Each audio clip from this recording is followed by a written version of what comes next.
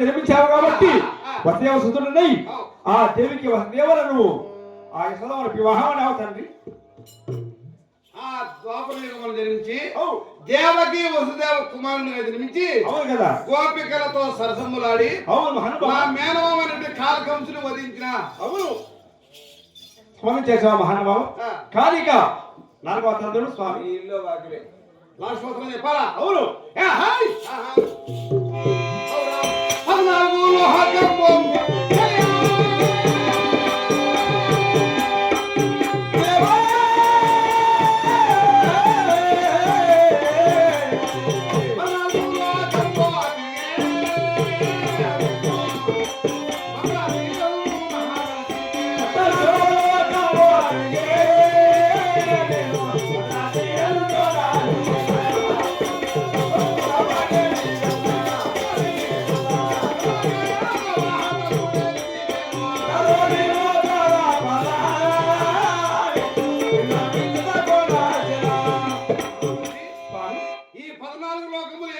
అవు తండ్రి ఏమేలుకుంటూ 14 లోకములు వేలుకుంటూ ఇప్పుడు ఈ గరుడాద్రి శిఖరమందున అవును నివసించావు స్వామి. నా నివాస స్థలం ఏర్పరచుకొనుచున్నాను. అవును మహానుభావ మహానుభావ. కానీ సభకు నేను ఎందుకు పిలిచాను తెలుసా? అవును స్వామి. ఎందుకు పిలిచానంటే నా మనమున ఎన్నో దినములలో గారం చిన్ని కోరిక పుట్టిందిరా.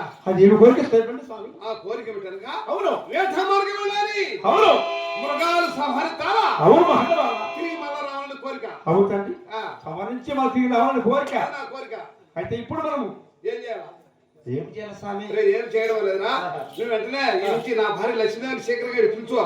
మన ఇద్దరం ఆశీర్వాదం తర్వాత వెళ్దాం. అవును స్వామి నీ ఆజ్ఞ ప్రకారం కానీ ఇప్పుడు ఆ మహాతల్ని పిలిపించి సభ మందిరం నీకు వెళ్దాము అన్నబాబా.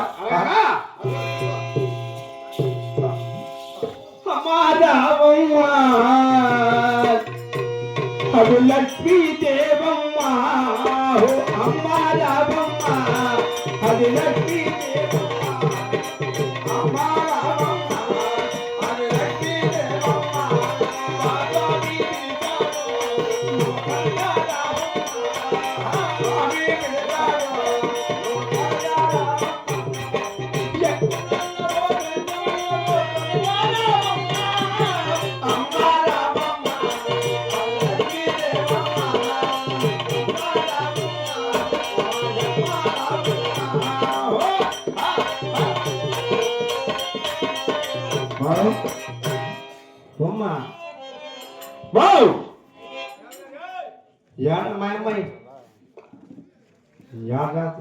ఏం పాడో ఎప్పుడు పూజలే పూజలే పూజలే సనవనమ్మా సుమతిగా తల్లి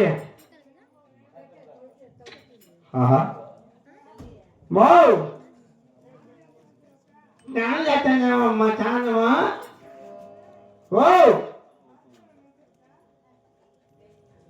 దిగిరామా బిరిగిరేమో సోమో